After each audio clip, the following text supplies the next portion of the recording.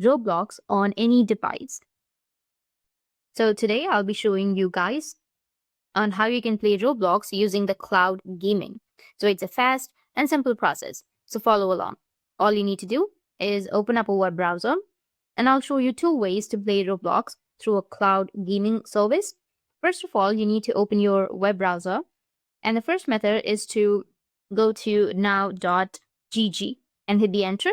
And on this website, you could find the Roblox in the game list and be able to play directly in the cloud. Moreover, you can also download the BlueStacks to play on the computer.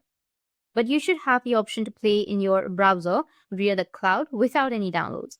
You can go with the new tab and search for BlueStacks and go with www.bluestacks.com.